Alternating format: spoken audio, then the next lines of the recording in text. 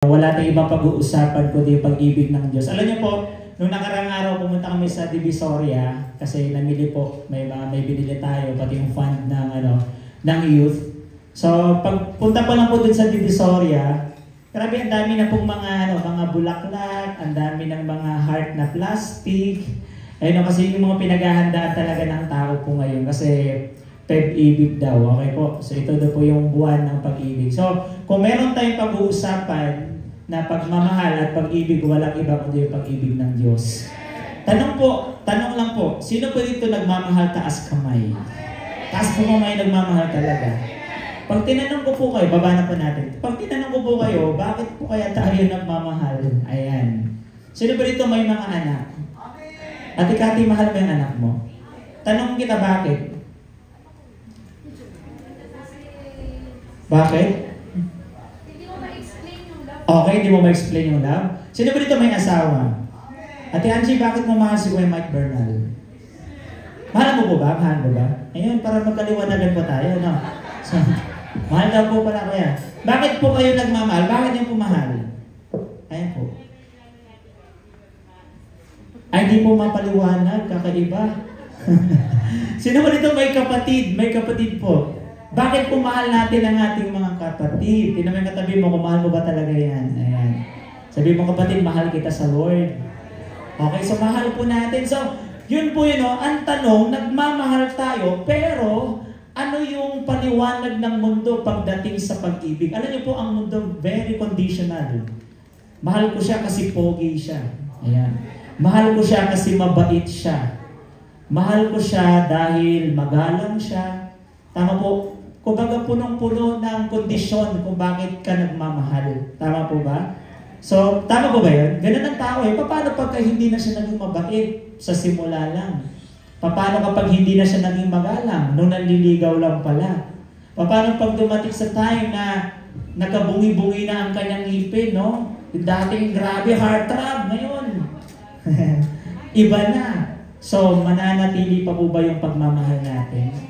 So, ganun din po yung tanong, no? Why God loves us? Bakit po ba mahal tayo ng Diyos? Yung tanong po, dahil po ba ikaw ay mabuti? Tingnan mo ngayon katabi mo kung mukha bang mabuti.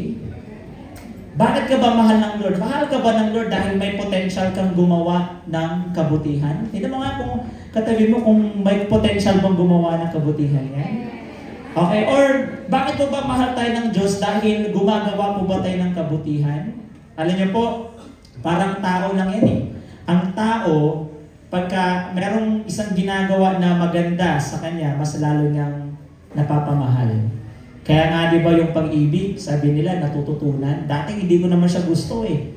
Pero habang tumatagal, naunawaan niya, nakikilala niya, ang bait pala nito, nahuhulog ka. So alam niyo po, hindi po ganun ang Panginoon.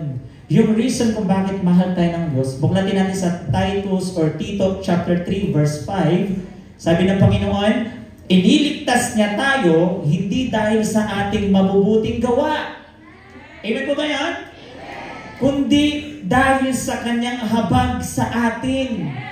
Yung reason kung bakit minahal ka ni Lord, dahil hindi sa masipag ka, mabait ka, gwapo ka, or anuman, ikaw ang pinakamayaman, parang si Daniel Padilla na nasa iyo na ang lahat. Hindi ka minahal ng Lord dahil doon. Ang sabi ng Diyos, dahil hindi sa mabubuting gawa, kundi dahil sa kanyang habag. Yung biyaya, yung mercy ng Lord, yung compassion ng Panginoon sa atin. Kaya tayo minahal ng Diyos. Bago ka pa magmahal, merong unang Diyos na nagmahal sa ating lahat. Bago pa tumibok yung puso mo at manligaw ka, merong unang Diyos na nagmahal sa atin. Alam niyo po, sabi ng Psalms 27 verse 10, when my father and my mother forsake me, then the Lord will take care of me. Alam niyo po, nung time na to, nung binubuo pa lang po yung family namin, grabe, pinanghawakan ko talaga to.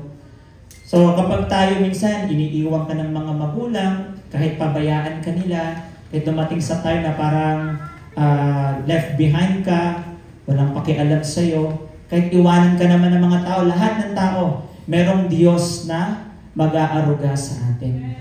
Merong tunay na Ama, merong tunay na Diyos. Alam niyo po bakit gano'n? No? Natanong na po ba natin, bakit kaya gano'n? Gano'n na lang yung pag-ibig ng Diyos sa atin. So meron tatlong points lang po kung gustong i-share sa inyo. kung bakit sobrang mahal ka ng Panginoon. Ulitin ko po, minahal ka ng Diyos hindi dahil sa katangian na meron ka. Hindi dahil cute yung mata mo, ayan. Hindi dahil ikaw yung pinakagwapo sa barangay moonwalk, pinakamayaman sa Santa Rita. Hindi po yan. So tatlong bagay po kung bakit mahal tayo ng Lord. Number one, because we are God's treasured possession. Naniniwala po ba tayo na tayo ay treasured possession ng Diyos? Tayo yung pinaka magandang creation ng Panginoon. Ikaw yung possession ng God. Amen? So, tayo po ay pagmamay-ari ng Diyos. Amen po ba yun? So, walang ibang nagmamay-ari sa atin kundi ang Panginoon. Walang ibang tunay na naglikha sa atin kundi siya. Sabi ng Deuteronomy 14 verse 2, "For you are a people holy to the Lord your God, out of all the peoples on the face of the earth. The Lord has chosen you to be His treasured possession." Tandaan mo, alam mo kung bakit sobrang mahal ka ng Diyos? Walang ibang nag-create sa atin kundi ang Panginoon. Dapat maintindihan po natin yon. Sabi ng Ephesians chapter 1 verse 4, bilisan na po natin, no? Sabi ng 4, "Bago pa likhain ng sanlibutan, pinili na niya tayo upang maging Kanya sa pamamagitan ng ating pakikipag-isa kay Kristo, upang tayo maging banal at walang kapintasan sa harap niya dahil sa pag-ibig ng Diyos." Tandaan niyo po, bago pa create ang mundo, grabe ano sabi ng Lord, "Anak, pinili na kita." Ibig sabihin, walang ibang naglikha sa atin ang Diyos. Kung si Lord ang nag-create sa atin, walang ibang tunay na nakakakilala sa iyo kundi ang Panginoon. Parang mga magulang lang yan eh. Alam nila kung ano yung attitude ng anak nila. Alam nila kung ano yung mga gusto nila. Alam ng magulang kung ano yung mga ayaw nila. Pero hindi lahat ng magulang alam kung ano ang nangyayari sa anak nila. Alam po ba nila na nasasaktan yung anak nila? Alam po ba nila na may mga lihim minsan na nagagawa?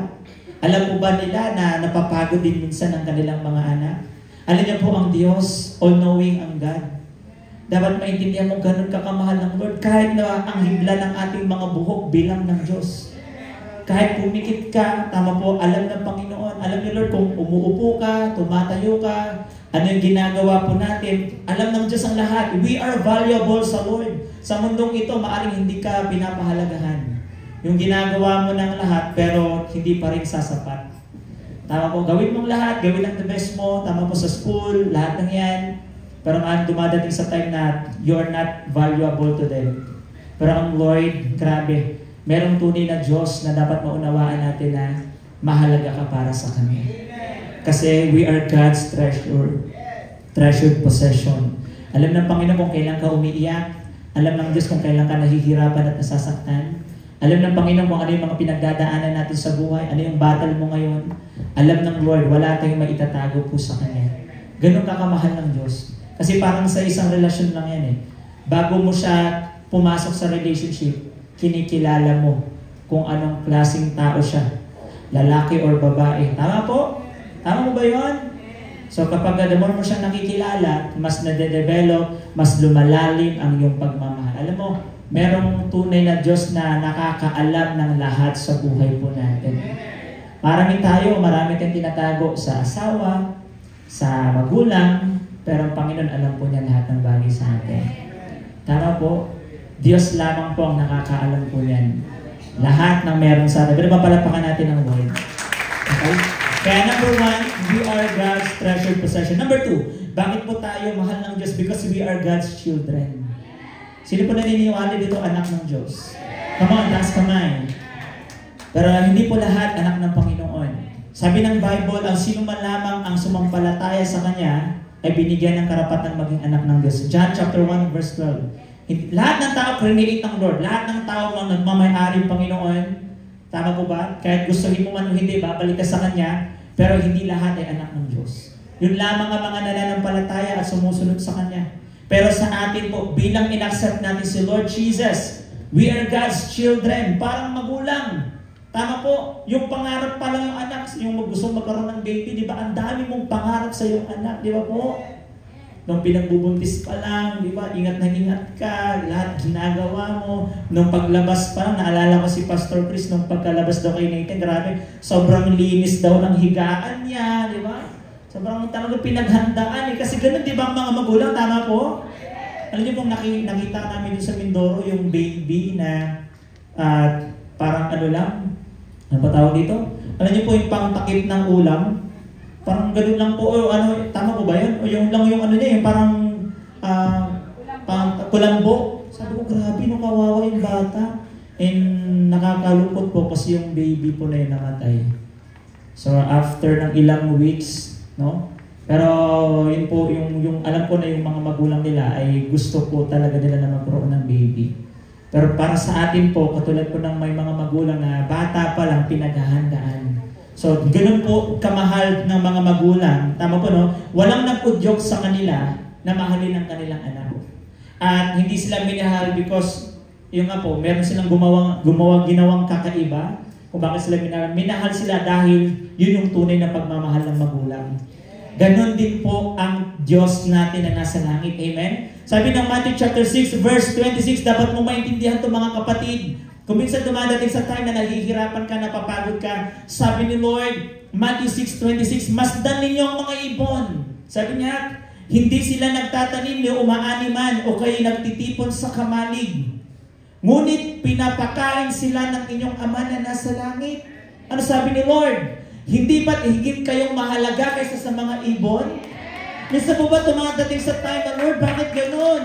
Kung talagang anak mo ko, bakit naghihirap ako? Bakit dumadating sa time na parang pinababayaan mo ko, God?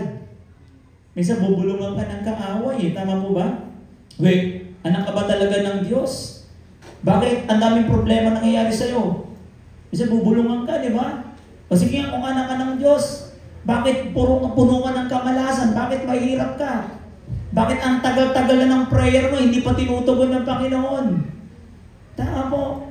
Pero yung dapat maintindihan natin, no? Bulong ng kaaway po na minsan, sinasang-ayunan po natin. O nga, no? Talagang bakit may Diyos? Minsan ganun tayo, paranoid tayo minsan eh. Di ba po? Pero hindi natin nauunawaan kung bubuksan lang natin ang ating mga puso at ang salita ng Diyos. Sabi ng Panginoon yun, no? Hindi ba't higit kayong mahalaga kaysa sa mga ibon? Amen? Meron ba dito pinagkulang ng Diyos? Sabi ng 1 John chapter 3 verse 1, tingnan ninyo kung gaano kalaki ang pag-ibig sa atin ng Ama. Ano sabi? Tinatawag niya tayong mga anak ng Diyos. Tingnan mo yung katabi mo kung anak ba ng Lord talaga.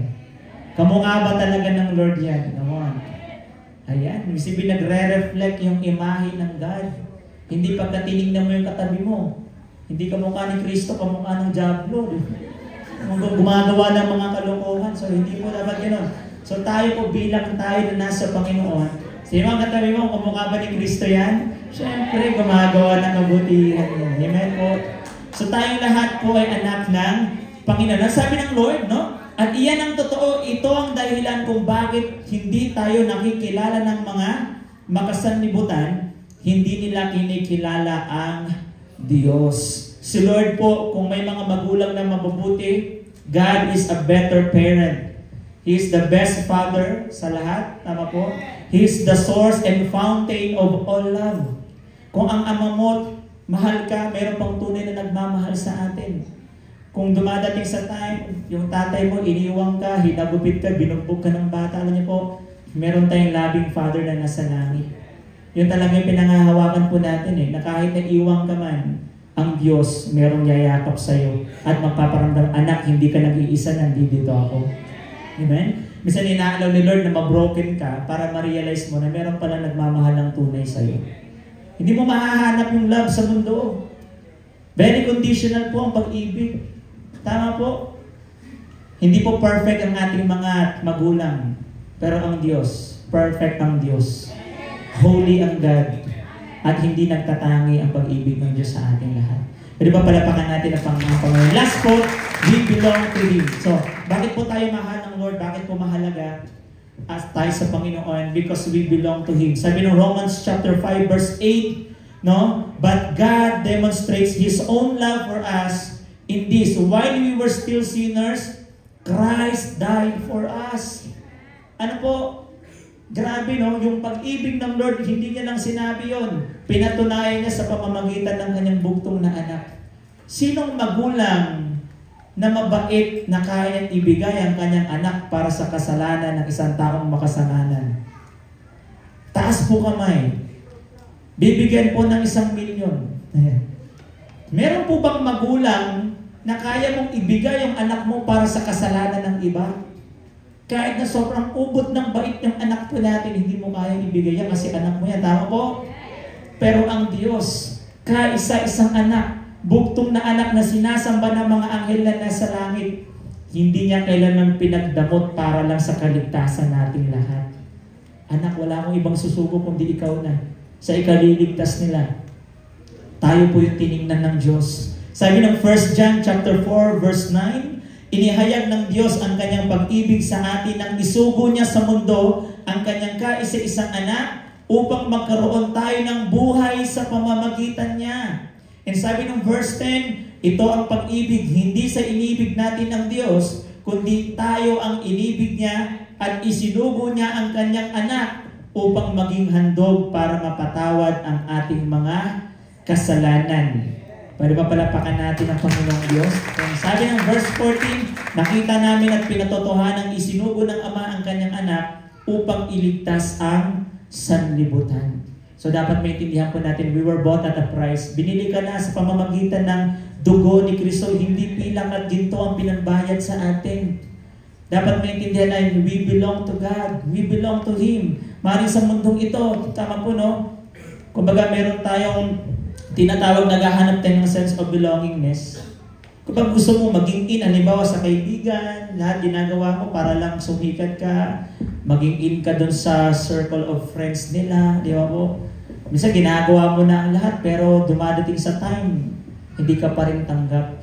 Rejected ka. Pero sa Lord, dapat maintindihan natin, we belong to Him. Kasi you are precious and valuable to God. Tayo ay sobrang minahal ng Panginoon. Sabi mo nga sa tabi mo, you are special. Declare mo po, you are precious and valuable to God. Ayan. You are deeply loved. Ayan. Sige, tapos mo yung katabi mo. Sabi mo nga sa tabi mo, you are highly favored, kapatid. Ayan. Sabi mo, you are greatly blessed. Ayan. Amen po. And you are accepted by God. Alam niyo po, kahit ang mundo, itakwil ka, kahit ang mundo, pwede bang iparamdam mo yung sa katabi mo yung pag-ibig ng Diyos? Ganyan. So yun yung nais ng Panginoon na gusto mo ipaunawa ng Lord, anak, nandito lang ako. So dapat maintindihan natin na hindi tayo bibitawan ng pag-ibig ng Diyos. Kahit minsan gusto na nating bumitaw, gusto na nating sumuko, parang gusto na nating huminto, pero ang Lord hindi. Gagawin ng Panginoon ang lahat para mapasa Kanya tayo. Kaya nga, ayaw niyang mabaliwala yung Kanyang buktong na anak na isinugo para sa ating lahat. Alam niyo po, ganun yung ganun yung mundo paniniwalaan ka na ganito yung pag-ibig, ito ganyan. Pero hindi natin mahanap yan sa world. Kay Lord lang po talaga. So, mahal ka ng Diyos despite of who you are. Hindi tayo karapat-dapat sa love ng Lord. Hindi tayo karapat-dapat sa pag-ibig ng Lord kasi makasalanan tayo and He is holy. Amen po. Hindi tayo karapat-dapat dahil ang dami nating pagsuway, kasalanan, lihim, kahinaan, kapalpakan sa buhay. Pero dapat maintindihan mo na ang Lord, hindi siya nagtatangi. Tama po. Siya yung creator natin at tayo po'y nakikinabang sa lahat ng creation ng Diyos. Alam mo, ganyan ka kamahal ng Panginoon. So, hindi mahalaga kung ano yung tingin ng mga tao sa paligid. Ang mahalaga kung ano ka sa tingin at paningin ng Panginoon. Amen? Kaya ba talapakan natin ang Lord? Para po bang tayo lahat, manalangin tayo. Sige po, abang tayo po ay nakaupo. Pigit natin ang ating mga mata. Kung minsan dumadating sa tayo na parang hindi ka kabilang, hindi ka tanggap. Alam mo kapatid, yung gusto i-offer ng Lord sa atin. Tanggapin natin yung pag-ibig ng Diyos na ino-offer niya sa ating lahat.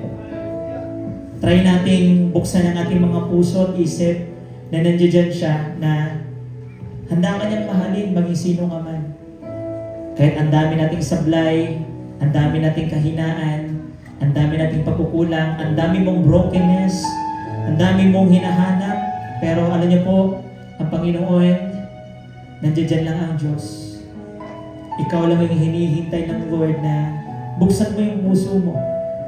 Kaya na si Lord, ino-offer niya yung pag-ibig niya. Ganun kabuti ang Diyos. Hindi kanya kukontrolin na parang robot na maging sunod-sunuran sa Kanya. Nais ng Panginoon na ikaw mismo ang mag-decide. Napapasukin mo siya sa puso mo. Tanggapin mo at paniwalaan mo yung wagas na pag-ibig ng Diyos sa atin. Kapatid, sobrang mahal tayo ng Panginoon. Inalay niya ang kanyang buktong na anak para sa atin. Hindi kanya pababayaan yung finances mo, yung family mo, yung problema na kinakaharap mo sa pamilya mo, yung pangangailangan at battle mo ngayon, kapatid. Gustong ipaunawa ng Panginoon na nandiyan dyan yung Diyos natin. Hindi ka nag-iisa sa battle na meron ka. He will fight for you. He will take care of us. Ang Diyos ang tunay na magtatanggol sa atin. Ganyan tayo, kamahal na Panginoon. Kaya maaari po ba sa oras kong ito, manalangin tayo sa Panginoon. Sabi natin, Panginoong Diyos. Sabi po natin, Panginoong Diyos, maraming salamat po sa wagas mong pag-ibig sa akin.